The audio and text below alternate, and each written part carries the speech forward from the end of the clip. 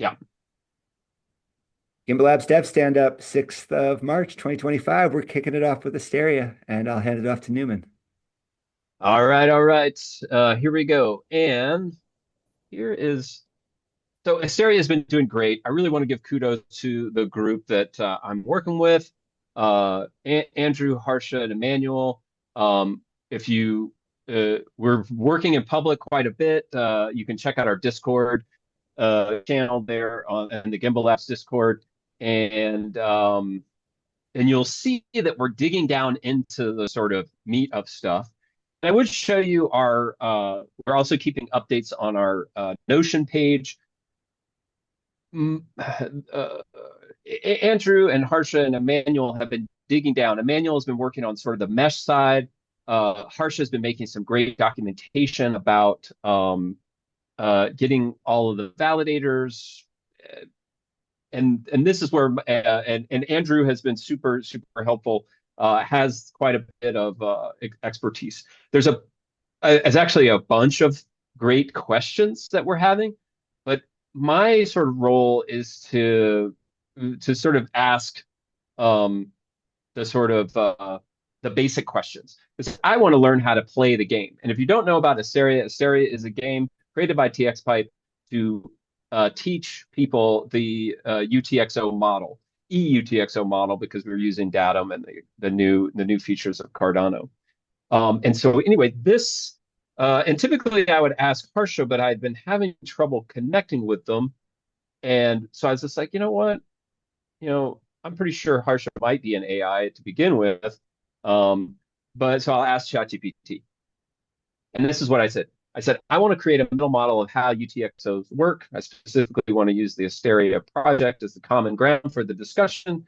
And then I gave it the Asteria design document, which, if you haven't read, is super awesome, uh, sort of in English, this design document, which that I've been translating into this, if I could pull it up, this Fig Jam, this one.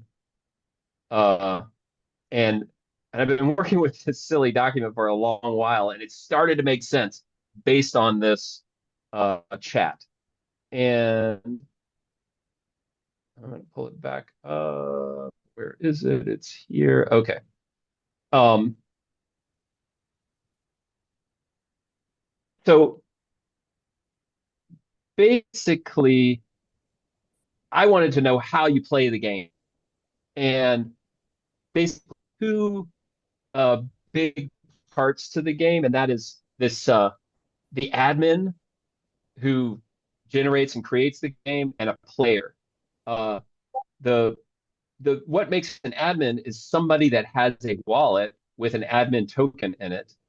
Um, and so I guess now that I realize this may be kind of not exactly the best thing, other than I can share with you this game or this document, and it helps to sort of find like, okay, what is a token?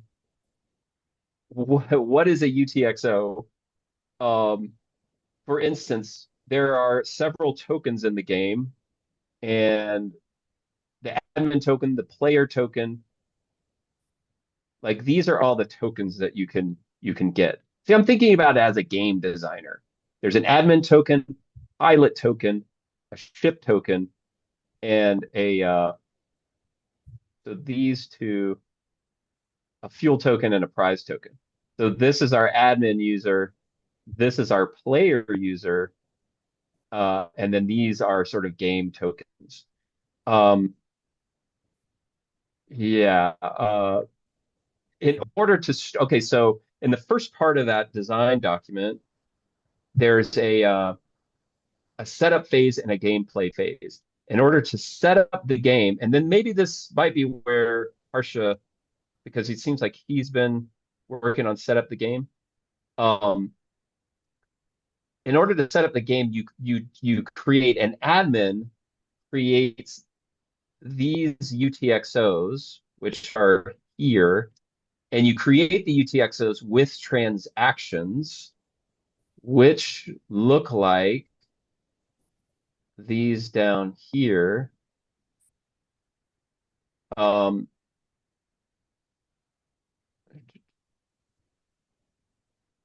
okay, I was asking about like what does parameterized mean? Where we get the admin token. Um, okay, okay. Uh, this one right here. There's one where,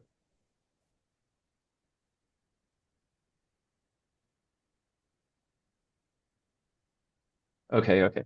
I'm getting a little bit, but it's, I had a great time talking this through and it made a lot of sense to me. Um, uh, that that you build these transactions to create these UTXOs. Then you go into the gameplay, and that's the uh, what the player does with a player wallet, pilot token, and a ship token that he gets from the ship state, et cetera, et cetera. Um, and then just to finish this up, really, these two are down here. Actually, these three are down here because this is what you do to play the game, and this is what you do. I guess this one also. So you move a ship, you gather fuel, then when you finish or win the game, you mine Asteria. Then you quit the game, and then the admin user can like close down the game by consuming the Asteria UTXO, and they've got pretty good descriptions of these. So this is a transaction that you would build right now with the CLI, and that transaction would deal with a UTXO. Anyway, um, so okay, James has got his hand up. Yeah, I was just marveling at the name Mine Asteria. And this is a phenomenon that we discovered while building on Damio as well, is sometimes like an appropriate name for a validator or a validator endpoint isn't always the name you would use with your end users. Okay, And mine Asteria is a great example because what does that really mean? It's like that's your win condition. Like yeah, win, claim the rewards, right? Like mine right. Asteria just feels, oh, I don't care. Win the game, get the tokens, right? Like, so how do you Yeah, and that might be part of talking to ourselves about what the overall goals are also looking ahead to the user experience. Like, yes, mine Asteria is fine when I'm defining the validator, but what's the language that's going to make sense to the end user, the person playing right here? sure. Yeah, exactly, exactly. And what I mean, my big because and let me show you this, which has been super, super great. And Harsha walked me through this the other day. We've been building documentation and in here, um, basically to help others kind of follow along on this path, uh, using the Asteria repo to create our own front end. This is that headless app, and um, and a front end for it. And one of the things that we did was this deploy a validator, um, uh, process. I don't know why it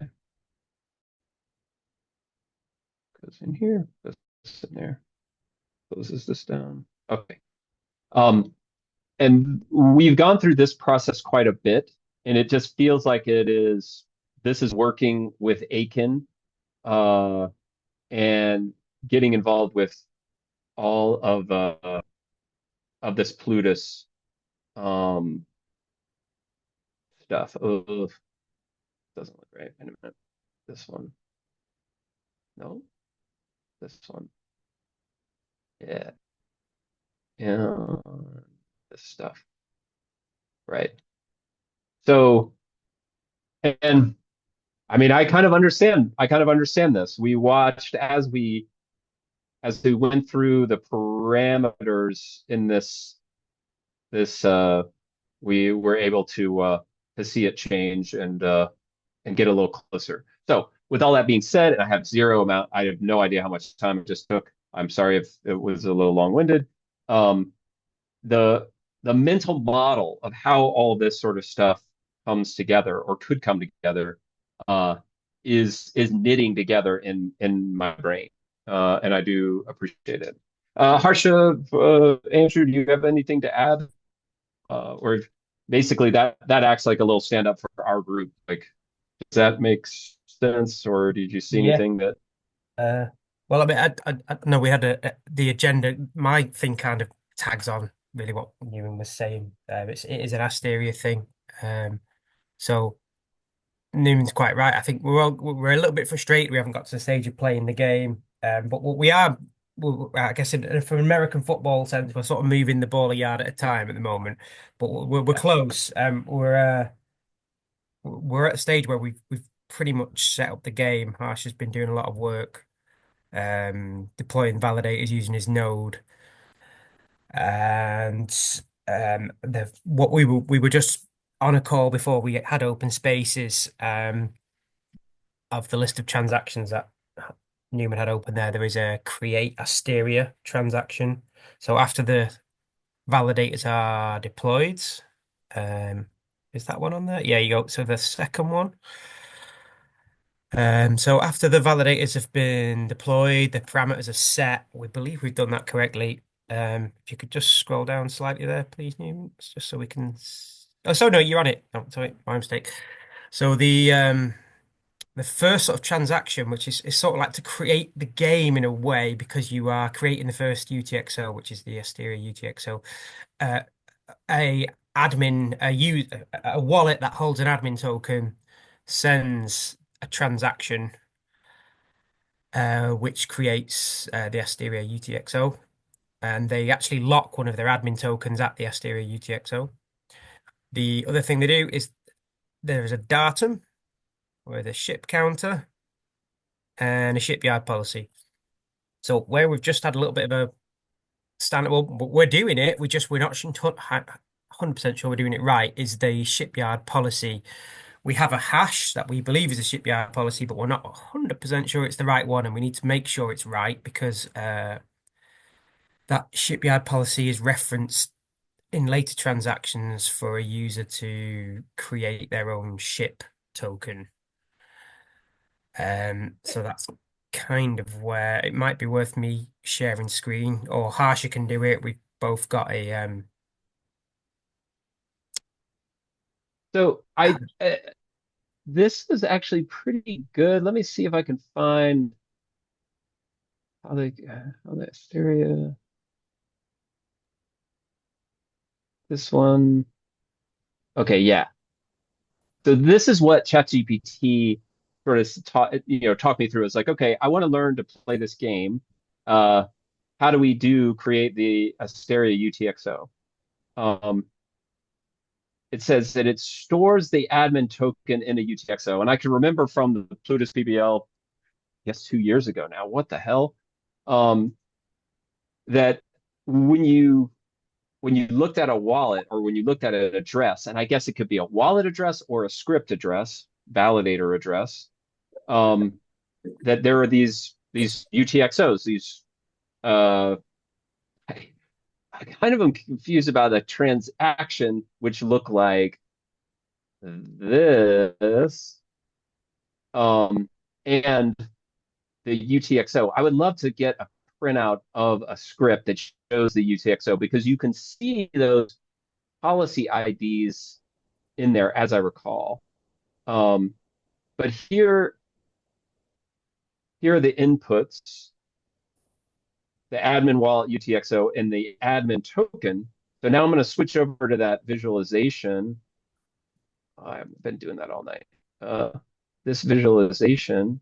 Newman, I Uh, think you need to be a little bit careful when using AI. So in my experience, AI is not very good with like Aiken and stuff like that. It might give you the high level like UTXO details, like right, but like it will not give you the syntax of Aiken and all of that, right? Just keep in mind, yeah. yeah, for sure. My thought did it again. My thought is this is that's why I like that it's speaking in this sort of pseudo code. I wouldn't expect this to work, um, but it's sort of I know that this is where you would put it in, like a Cardano CLI transaction build with these parameters. But you're right, yeah. This is more of a starting point for the conversation, and I do think, I mean, I'm asking, is this like as I recall, like first there's a construct, then there's the sign, then there's a submit. So I feel like it got that right.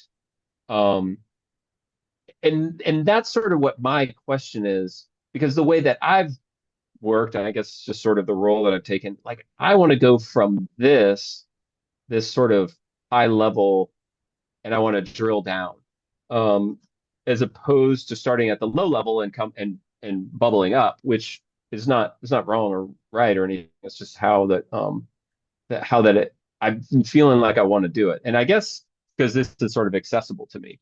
But it is working, and I think that this sort of has helped. Um, can you show us with your VS Code like um, where that transaction is, Yeah, or yeah, when you I can. Like, how do you mean where that the transaction is in the Asteria validator address that you created, by the way? yeah, nice. Yeah, I know I did that. I was just following. But yes, because this create UTX Astera UTXO is down in this validator. I believe it's in Asteria. Validator address. So yeah, validator address is when we deployed the validator, which was in this guy, right? Yep, yep. And so this is like an Aiken process where we we check on our CF, but it's the Aiken build and then Aiken blueprint. So it's in validator addresses.txt, the Right. file right on top. Yeah.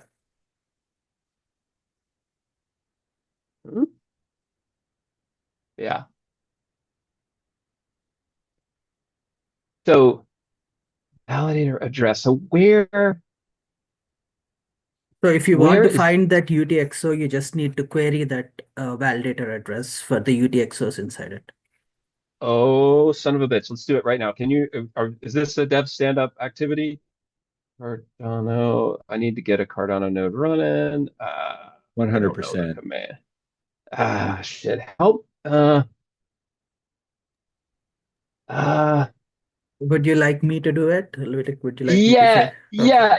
yeah. I have this now. This is something that I fully remember from the Plutus PBL.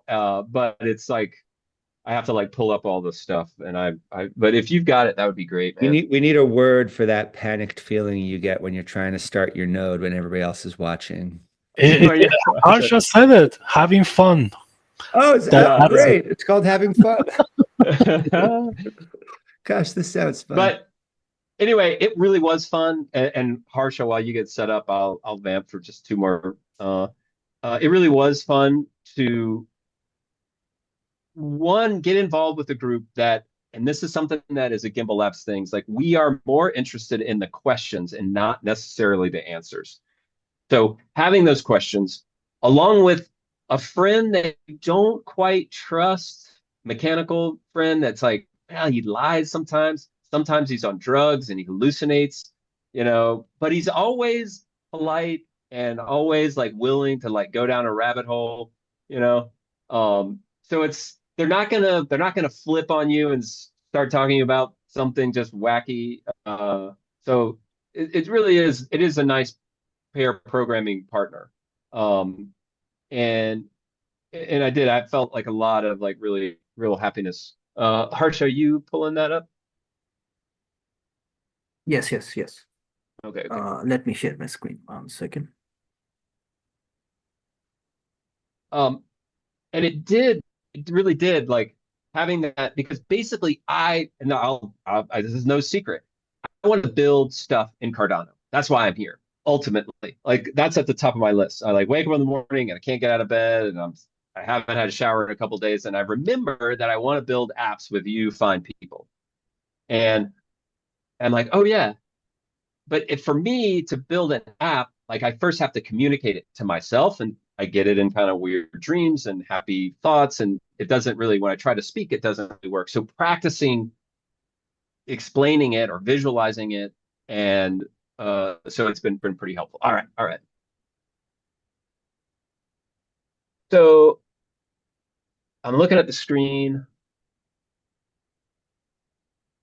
and I just like saved the command for like querying a specific address. That's all. so your node is up and going somewhere.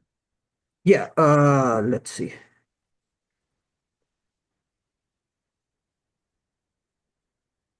So yeah, my node is going. So Okay. just need to set up a couple of things.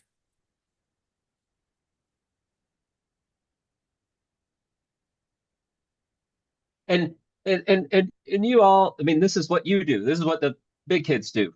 Like you're all like starting up your node, or are you just do you have like an SBO going? Like James, when you're developing, are you using the Cardano or the Gimbalabs PO node to run your stuff? Not for Like, that, no. So I mean, our relay and our block producer are running in the cloud because I don't have reliable enough internet here. oh, But yeah, I do. I run a node locally as often as needed. And what I would recommend as an exercise for everybody at this stage is try to write scripts for all of these commands you use over and over again. Right? It's yeah. a similar feeling to like really learning how to use a knife in the kitchen. And it'll really empower you to know that you have your own reusable scripts that you can just call on anytime, right? And so for me, from turning on my computer to starting my node is probably like 5 keystrokes, right? Because Nice. now the script is already written. And you can get those from somebody else, but as an exercise, it's one of the most empowering things you can do for yourself is to say, yeah, I wrote this script. I know exactly what it does. I know how to edit it, and I know it works to automate these things. And which, by the way, an LLM can help you with that, with the bash syntax, right? Hey, help me create a script that I can run this bash command over and over again. Oh, I saw that in the chat here. Yeah, and some of the maintainers work if you do need like a bit of a reference point. We've been updating some of them for the Conway era, so some of them that weren't working are working now, especially around deploying validators and the like. Okay. Yeah, Nelson's like, use Dandelion. Okay, cool. Mhm. So yeah, Newman, this is how it looks. It looks exactly like any other UTXO in a wallet, but the So so yeah this is the Asteria validator. validator address. One yeah, one WPF. And This one. Harsha, at this moment right here, just to max out understanding, can you run that same command again, but use the dash dash out file thing we looked at last week?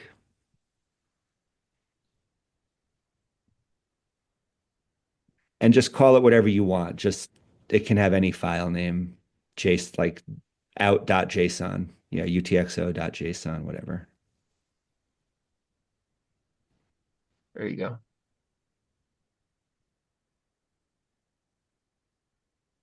And now you'll have this file. It'll be in your working directory, so you can actually open it directly in VS Code. Now, There. It's right in the middle. I see it in your list. Yeah. Yeah. Down, a little bit more Green over down. Marshall. Nope, up. Oh, Jesus. Green because Down right there. Oh, Stop, yeah. go. Oh, yeah. Hotter, colder. You got it. Okay. So now it's really helpful to look at this because that datum that's really not human legible, you can learn how to read it, right? But this is a much better version. Look, here's that inline datum formatted exactly like you would format it if you were building it yourself, right? The bytes are still in hex, but at least you can see the shape and you can confirm based on your experience in the Asteria code base whether or not this data matches your expectations. That's kind of where the point that I've made on the agenda is that we're not 100% sure that the policy ID inside that datum is correct. And And you that's what do we're want to be looking at. 100% because Yeah. if you move forward with that and you compile another validator based on that policy ID, if you were wrong, you have to go all the way back to the drawing board and do it all again. Yeah, absolutely. For other transactions in the game, it needs to be correct. Um, And, Um, and just to be clear, both of these are absolutely wrong. Like these are wrong UTXOs. Sure. Yeah. But this is a pattern, right? Anytime you want to take a closer look at this datum or you want to confirm that there's a reference script, right? Like on line 18, you can see this UTXO does not have a reference script. We don't want it to. This was not our reference UTXO, right? Hopefully this is a helpful tool. I find myself using this command a lot when I'm trying to understand a validator for the first time. And I just want to grab Caesar's question in the chat. What's the difference between datum and inline datum? When you put datum on chain, there's two forms it can take. One of them is inline, and that's what we're looking at right here. All right, it's a little bit more legible. It's easy to see. It's really easy to parse this, and it allows you to do something more like using the blockchain as a database, a really expensive, inefficient database, but one that comes with very unique advantages about the programmability of validators against the datum we're looking at right here. But you don't have to make the datum inline like this. It's possible to not post it as inline datum and to simply post the datum hash, which you're also seeing on lines 17 and 41. There are reasons, I think it's beyond the scope of this conversation, but that's something we can look at in the future. Are cases where you would want to avoid using inline datum and you would just want to post that hash directly.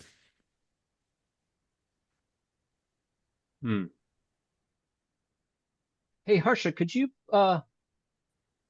post the command again to it's just a query and address, I think. I just Jesus. don't have it handy. Let me see. It'd just be down in your terminal. Wait, what is happening? 1 second. Oh, I have no idea what's happening, by the way. How do I get back? Where you, Are you guys still able to see my screen? yeah, we we can got see the you. whole We got you. desktop. Okay. I'll just copy this and paste. Okay. Uh,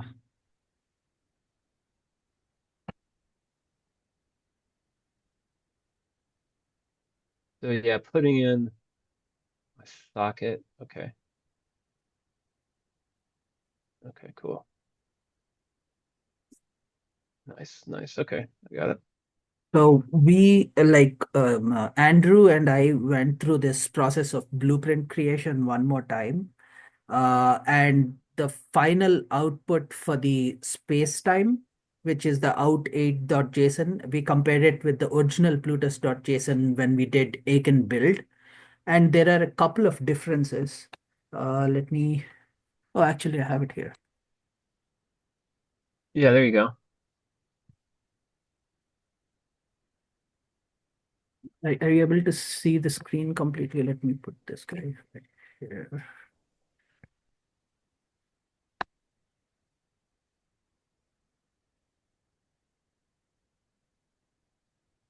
Yeah. So when we applied the parameters to the space-time validator, this parameter section completely vanished.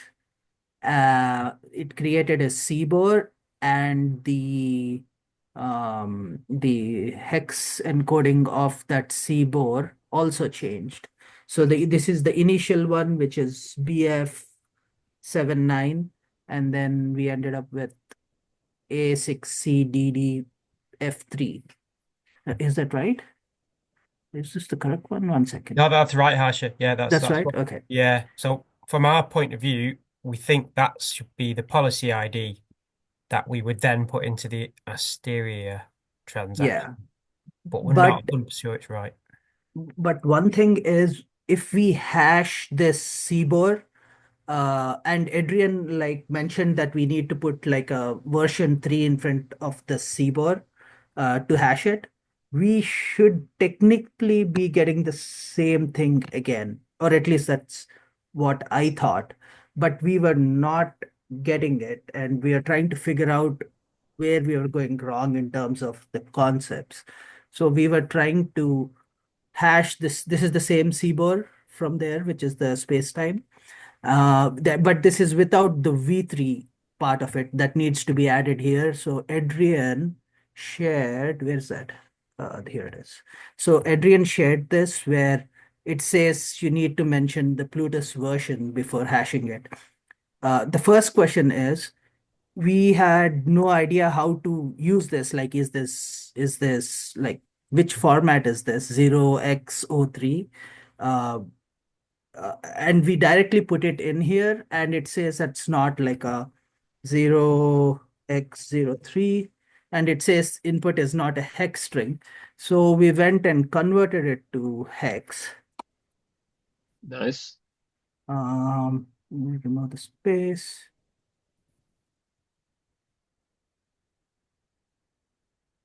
And we copied this guy and put it here in the beginning. It's And going to we work got, now, Harsha. what is it? I joked it's going to work, but no, it's not. Yeah, it's definitely not. This is such amazing hacking. You guys are But okay. but it's not So the same. That's the not problem. I can't promise that this will work, and Mix, Adrian, chime in. But first, go back to that string to hex converter, because that 0x03 is not actually a string. What are our other Uh, options in the hmm. from text menu there? Yeah, whoa, binary won't work. Yeah, It's we were trying this as well, what do but you, Adrian, Mix that 0x03? What do we call that? That's not a text string. It's like a byte string. Yeah, it is. It is a representation of that byte string, which is CBOR is a binary. So we end up with a binary. So if you try to convert that CBOR, that validator CBOR, you end up with a binary thing. Can we So try that, those other encodings? yeah, actually, I wanted to try out the Cardano CLI command. There is this And Cardano CLI that's command for policy ID. When we give the validator to that Cardano CLI, and we that's should get right. the hash. So I mean, and this is a little bit unsatisfying, okay? Because you guys are doing it right. You're trying to get really to the root of precisely what is happening, and that is amazing. But at the very same time, we might want to step aside and look at the tools for this job right now to see if we can generate the same hash. And then along the way, we will also get an answer to this question. Is it okay if we don't sufficiently answer the why question right away, but we look at a process for getting the accurate policy ID? yeah, Yeah, from my point of view, definitely. It's like yeah. Okay. we want to be at the stage where we can play the game. So so Harsh is exactly right already, right? When you apply parameters, they're removed from our blueprint file because those parameters are now encoded directly in the CBOR, right? So we're good on that step. We no longer see the parameters represented in the blueprint because we're not concerned with them anymore. We don't have an unparameterized validator anymore. We have one where the validators have been, or excuse me, where the parameters have been applied. That's good. So this file right here, this out8.json that we're looking at, right? That's the file we want, right? Yeah. Right. So what we want to do is we want to run some Aiken commands on this file. So Harsha, can you close everything else down and make sure that that's the file we're using? Close everything else down as in these tabs. Well, at least the split window, just so we can really Okay, okay. hone in on, yeah, Yeah. So this is the final guy. this is the one. Okay. And again, just I'm going to skip over some of the details here just to get to usability. Rename this out8 file to this should be the plutus.json file, but that means you also have to rename plutus.json. So like the existing plutus.json file, let's give that Would one a new name. so is Bluetooth.json the standard name that we should keep, or can I just name it like the whatever? In my experience, you want the file of record to be named plutus.json. If it's not named that, you have to jump through some hoops with the Aiken toolchain, and I'm sure it's possible. Um, Oh. but the easiest thing to do here is when you have the fully parameterized blueprint, that's the one. The most recent one should be called plutus.json, and you should use other file names for the older ones. So I have one more continuing question. Mhm. So every time we start to apply parameters to a specific validator, each of those like gives out .json files depending on how many parameters are there. So should I be using like after I parameterize like one validator and then finally you get an output, should I be using that file as an input, initial input when I'm parameterizing the next validator? Yes. Yep. Oh shit. Yeah, Oh, we screwed up pretty much oh, right. everything then. So in theory, you'd have to go through and do like 13 in a row from the three different validators. This is a complex blueprint, and I think this is a big like blueprint. These blueprints are a really good idea. They are very useful, but the developer experience of using them, we still have a little bit of ways to go, Right. right? But yeah, you want to get to the point where one by one you're applying all of the necessary parameters. Each time you're saving the updated file as plutus.json. In my opinion, it's okay to overwrite plutus.json, which is exactly what will happen if you make that the output target, right? You're using it as input and then you're overwriting it with the new plutus.json file. In my opinion, it's okay to do that because then you have one source of truth and you're not navigating all these different versions of the file. But also, if you want, you can write a bash script, writing a loop inside it to just get the parameter from the running the bash script, like let's say 13 parameters. And then that bash script can just run and run until you end up with that uh, validator, with that JSON file, with the CBOR. Which again, not only that AI can help you, but it's just a simple loop that's just gets the that Aiken command blueprint run based on these new parameters, but you give it just one time. Although I wonder, is there any better way in Aiken environment? Maybe there are people doing something. If you guys can Yeah, ask in so the well, and Discord. so to the point about the bash script, you totally can do that, but I recommend understanding what you're trying to accomplish and then doing what Mix just suggested. Right. There are better ways, And one of the core assumptions we see in the Aiken documentation is that you will rely on other libraries to apply the parameters. We're kind of doing this the really hard way, but as the ecosystem develops, right, it's going to be much easier just to feed the unparameterized blueprint into your project where, for example, you have Lucid or Mesh installed and you can use those libraries to take care of parameterization. We're doing it this way because it's a good way to learn how these tools work. The key thing here, this file, Harsha, that you now have called spacetime.json, we're going to change the name of it. But we need to change the name to plutus.json, and you can't do that right now because you already have a file named plutus.json down below. So we have to change that one first to some other name.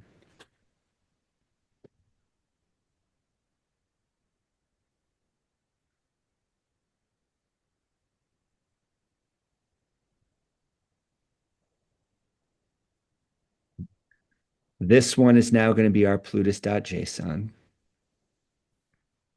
And let's just double check inside this file now, which validator are we working with? Spacetime. And it doesn't have any parameters, right? It is the correct one. Yeah. Could you just double check the hash again, please, For Harsha, just in that, case for we've that. Yeah. I'm just trying to figure out where it is. 1 second. Oh, I'm in definitions. Okay. Yeah. Here's the hash. EF3, that's right. Okay. Okay. So this one and the name of that validator once again is spacetime.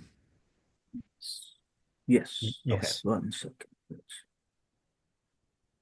And it looks to me like you've probably used this command before because I can see that you have at least one file named test.plutus. What's the contents of that file? Underneath plutus.json, I see test.plutus. Oh, Right. Okay. So the way you got this file, and you can always use Option Z, I think, to turn off text wrapping in a file. Does that work? Alt C. There it is. Okay. Right. So we can see that string right here. Um, the way you generate this file is with Aiken blueprint convert. Does that ring a bell? Yes. Yeah. Right. So we want to run Aiken blueprint convert on the spacetime validator, right? Mhm. So let's do it. So we have plutus.json is the default that blueprint convert's going to look for. If you open up the terminal and you're in the top level directory, that ought to work.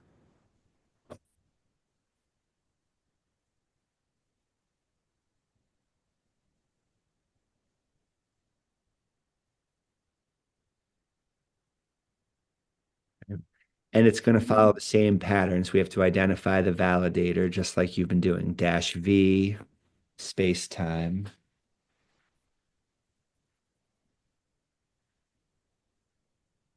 -o, you could have spacetime.plutus.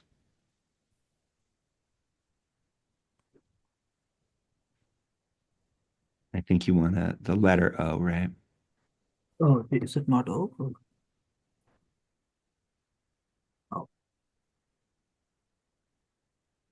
And the input is plutus.json, right? Yes, exactly. Okay, so right, in that case, we don't have to rename the files if you're comfortable using input files, so that's great. Let's see if this works. Use Oh, on to pass. Can you just do Aiken blueprint convert dash help just to yeah. see what it expects? Hey, Newman, what was that shortcut you said to like delete this? Like Oh, Control U will Control delete U. Okay. everything. Okay. Uh, Yeah, learning.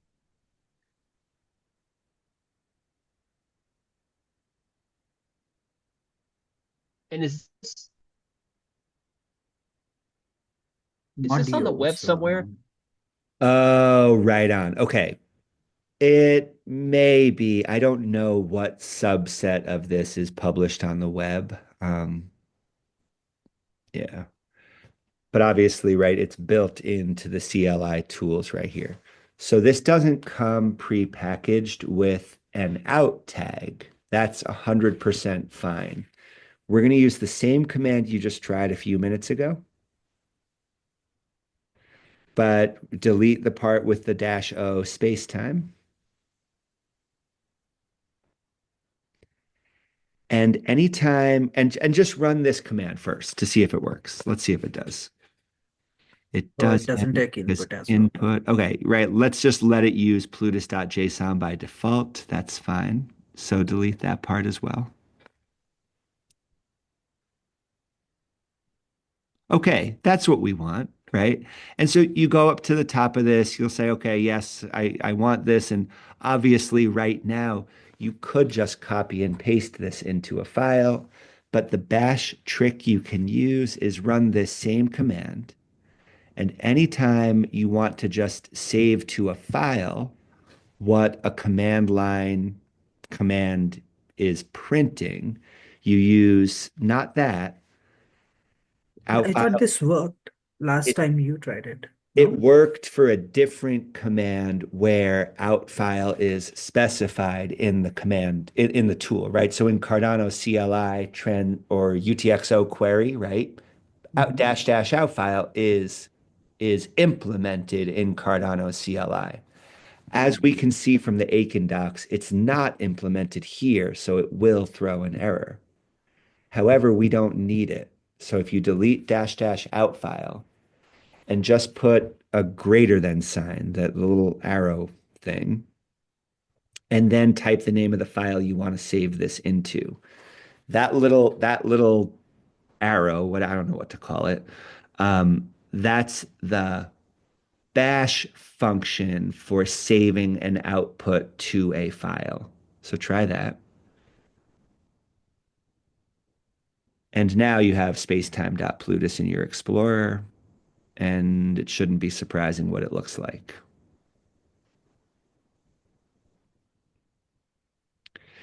Now, we can also, by looking at this, see the characters that were appended to the start of this string. There's the answer we were looking for. Now, how do we get that conversion? We'll do that as homework. Anybody who can figure out how to convert 0x03 to 59159959, that's a fun thing to know. But for That's now, not true. That's not the correct prefix. it's not. Wait, What what is it then? this 6 characters, that's just Cardano CLI double encodes the Uh, flags. all right. Maybe remember we had a big problem first time using Cardano serialization Oh library yeah. because It's still raw. That was a long day. No. All right, so we're gonna get to the bottom of exactly how this works, but for now, this right here, this is your spending validator. Okay. It's my understanding looking at your blueprint, however, can you go back to plutus.json for a minute? Yeah, there is a little spanner in it. There's two endpoints, a mint and a spend. Right. Did we just do, oh, okay. So is this the minting endpoint? If you go to the top of that I compile, thought all the endpoints had the same hash. That means it's the same. oh, do they? yes, Aiken does it for every different purpose you're defining in the same script. So they should all be the same CBOR. Okay. So finally, and we can come back and look at this again in just a second then. Back in the terminal, we'll try this command. Now it's called Cardano CLI transaction policy ID. and it's called policy ID, but it's just wrapping a hashing function. Okay. Sorry, my internet just dropped out there at a key moment. What did I just miss in the last minute there? We just took a look back at the blueprint file to try to figure out what was going on. But what we're doing now is we're going to take that spacetime.plutus file, and the command we can use to generate the correct hash is Cardano CLI transaction policy ID. This is the same command you would use to make. That command is deprecated. Now it's Cardano CLI hash script dash Oh, script. they did remove. You see, it's been a while. Yeah, they removed it. Here. All right. I posted that command in the chat. Oh, thanks. Beautiful. Okay, that was always misleading to call it policy ID. Great. Yeah. Even though that's one thing we can use it for. I see. Hash script -- script file, and then the file name. Okay.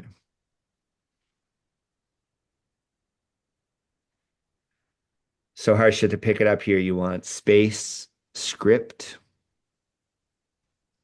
Space. Like not the file, like the script. Oh, so yeah, you're right. A space after the word hash, then the next word is script.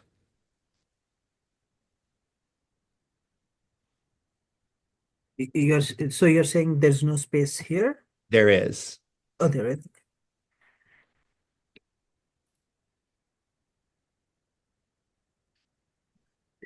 File path. And so when we are saying validator, we are talking about the .plutus that we just created, right? Correct. Yep.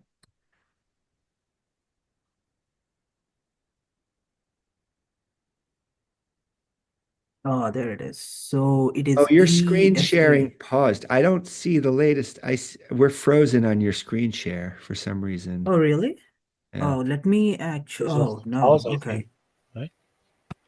You click that pause. Are you able to see? There it is. Okay. Okay. And okay. look, is that it?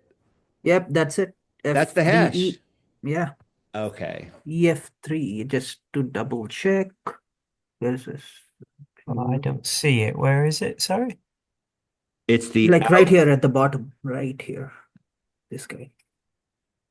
Am I still looking at the old screen? What? Are you guys seeing my screen? I'm just I curious. can now. It's updating now. I think it might have frozen for a second.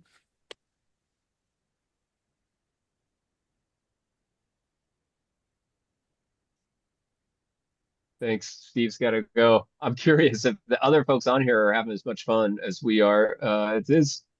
It does feel a little weird to sort of take everybody's, but hopefully you're paying attention in the right way, and it's valuable to see us go through this.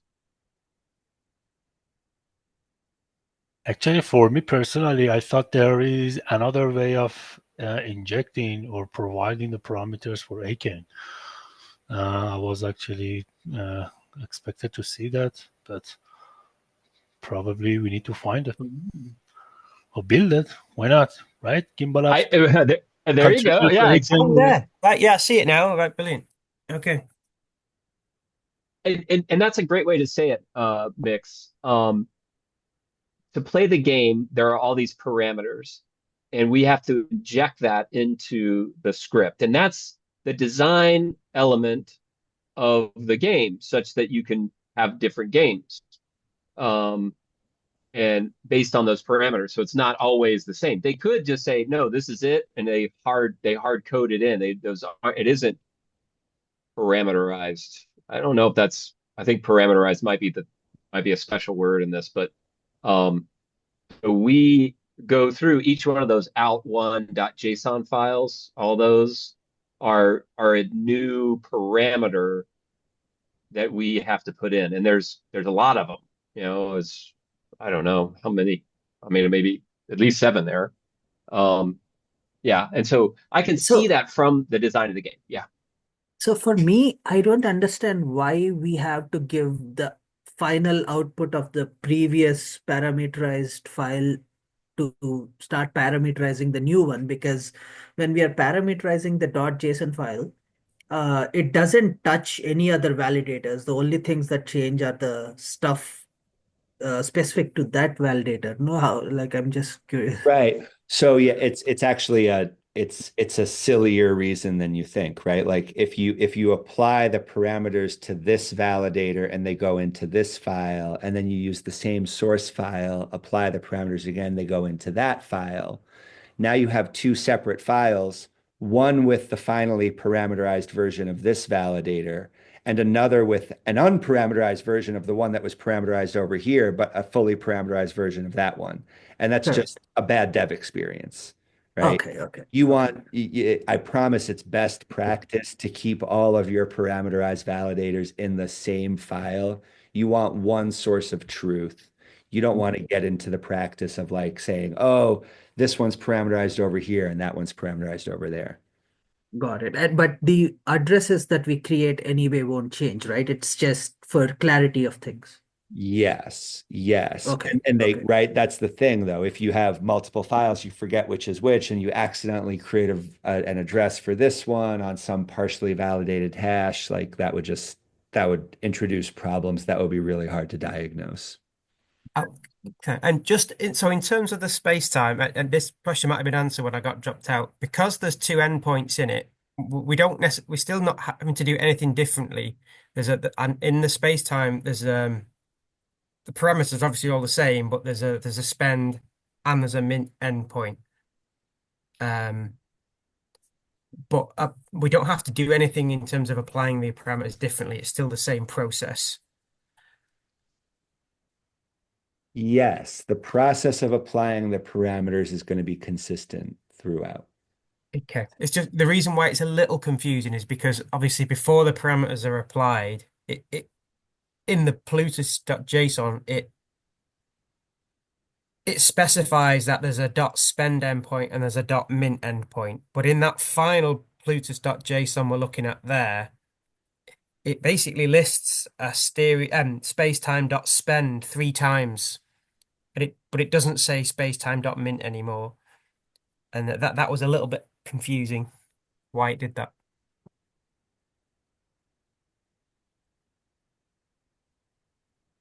It didn't say the name of the validator anymore.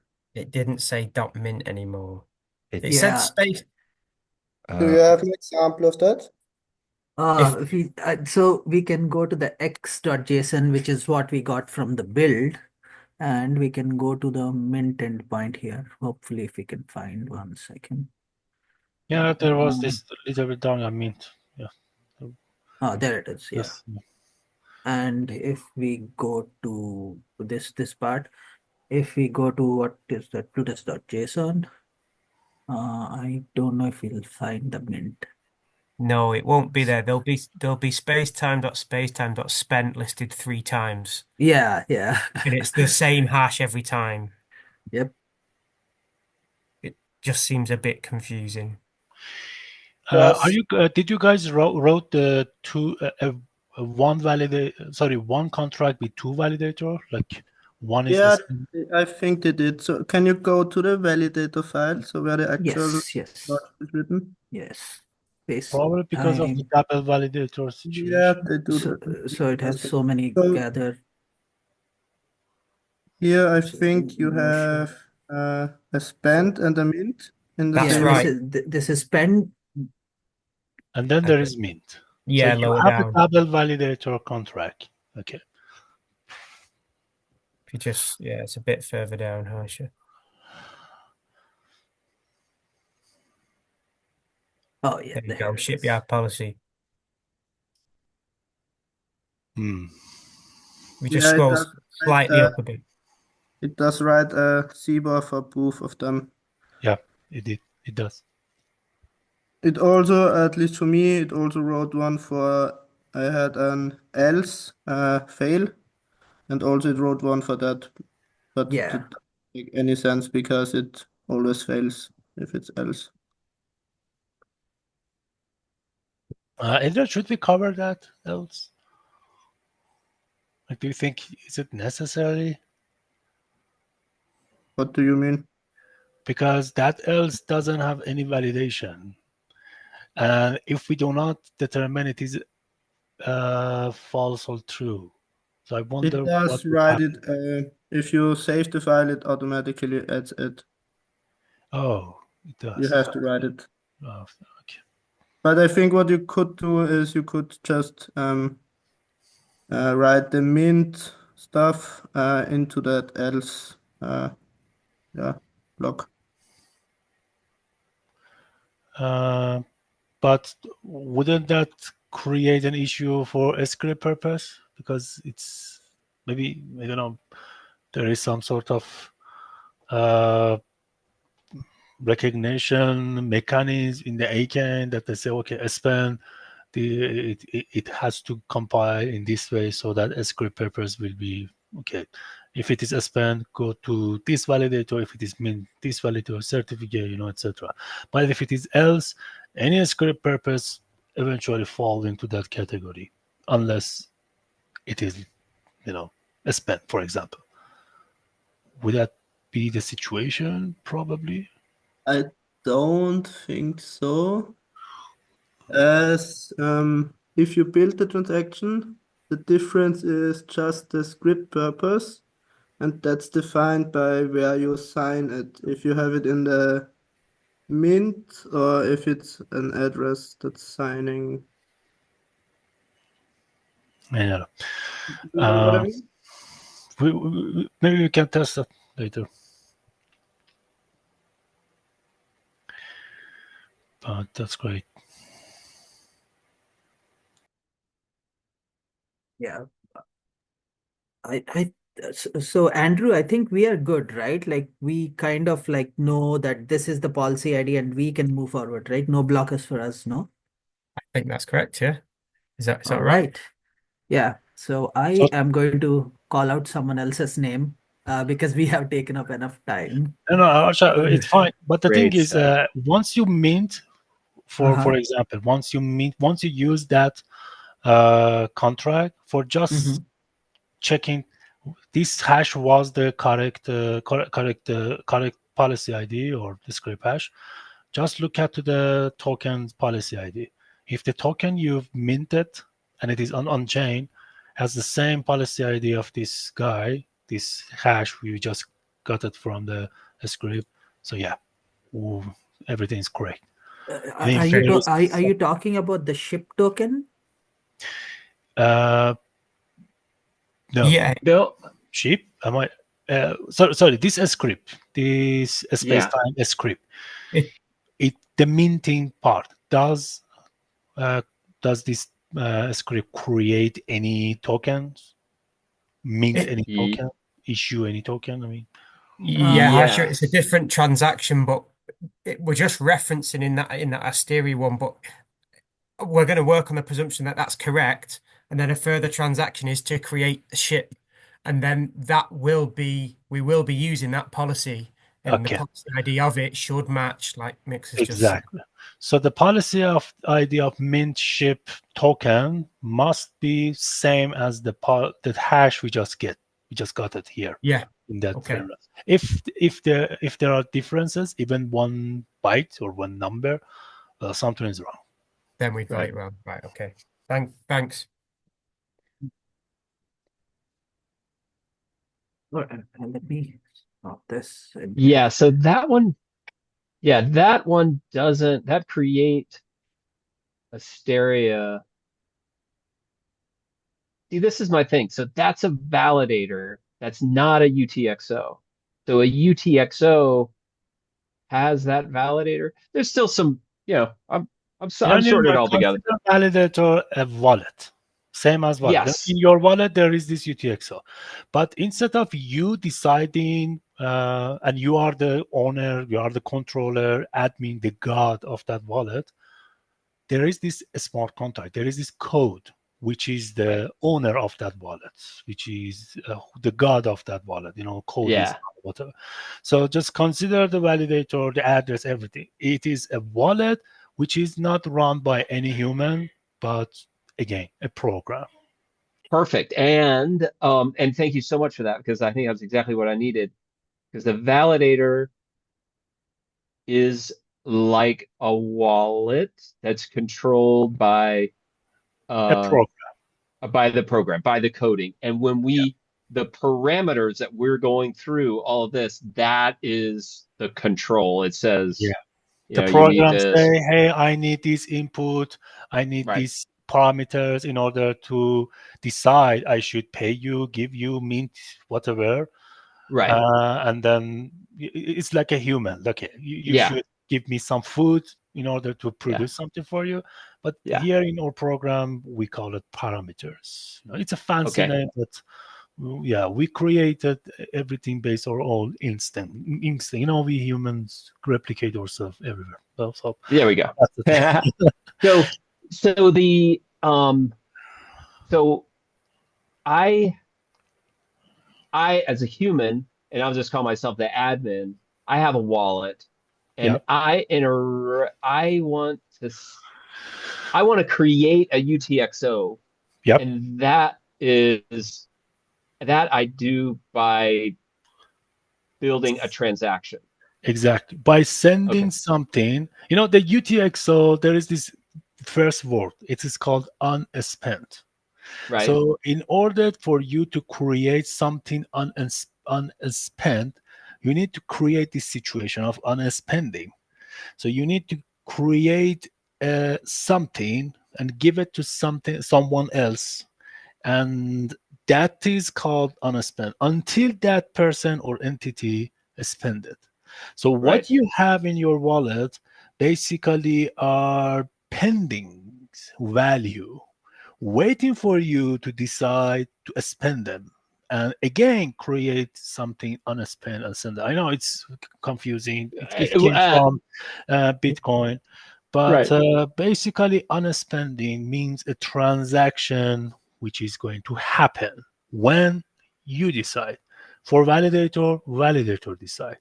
So it's Right. kind of about the future. Well, and thank you so much for that, because um like I don't know if definitely it's a it's a Gimbalabs thing, or being in here when I talk about like my brain being full. Like I have like a real sensation in my head right now that's like stuff is learning, and I don't know if it's because I'm getting older or what. It's No, you are the having too much fun, so you need a break. that's the fun Yeah, this level. is the Gimbalabs hangover. We know Yeah. we've seen that. All right. Well, that's cool. No, that definitely helps. And we did sort of get into the very technical parts of it, and working with the VS Code, and then that really does help me to kind of like, oh yeah, remember that these validators, we do all that to get to an address, and inside of that address are these unspent conditions, et cetera, et cetera. Yeah, I think it's working. Like this project is supposed to help us to understand this kind of wacky, different way of thinking. Um, and I think it's working. I think it's working. Great. Yeah. That's amazing. Yeah. Well, we need to make a decision about this time. Like, is it open-ended and possibly 5 hours long every week, and we go through the whole agenda, or do we do what we can in 90 minutes? Well, I can say if there is no immediate obstacle or immediate action, we can postpone that. We don't need to stay here. So yeah, that's a question we can ask ourselves. Is there any immediate? I'm looking at the next three agenda items are to review Dandelion Light again. We covered the third one, policy Yeah. idea hash. We got that. Fun project idea. Is that coming from Nelson? Is he still here? Or Martin? I think Martin, right? Or Nelson Martin. You guys are really UTXO. Front end to interact with UTXO RPC looks interesting. And then handshake updates. So yeah, like I aspire to being able to hang for 5 hours. I can't today, but can kind of plan, like, what do people think? Should this session be like we set an agenda and we hang out for as long as it takes, or do we do time-based? Well, from the handshake side, there is no any immediate action. Well, to be honest, we don't still have a fund. once we have that, once we have a proposal, once there is a consent around that, sure, it would be something immediate. So I can say that it is not it. But just I have one question. I saw Newman using a mirror board. Was it a personal mirror board, or actually we have a Gimbalabs mirror board as well? Because I want to put some, me and Adrian want to put some diagrams for milestone, tracking, etc. We are using some old kind of mirror board, but is there any Gimbalabs mirror board that we can use to, put that stuff Yeah. or no, we don't have. Well, to answer that question, I think I'm using a Figma.com, which is that sort of graphics front end. People use it for front end stuff, and they have a whiteboard tool called Fig Jam, and so that's what I was using. Okay, so it wasn't mirror board. I thought it's not mirror board, but it is pretty good for like it's kind of an open-ended thing. But there is a Gimbalabs Miro board, but because unless you have an account and are a part of the team, et cetera, there's some things that you can't do. For instance, you can't lock items on the board, which if you have a more complicated board, it can get kind of difficult. Okay. So I'm using FigJam, for no other reason that I kind of wanted to learn to use it for front end development, and I thought Asteria might get us into that part, but there's a few other mirror boards that you can use. So that's fine. So we'll try to do that, and so we try to migrate anything that we try to create or build into a Notion. And if we reach to a level that we need something to kind of visualize this more, well, we'll decide about that. Yeah. But thank you.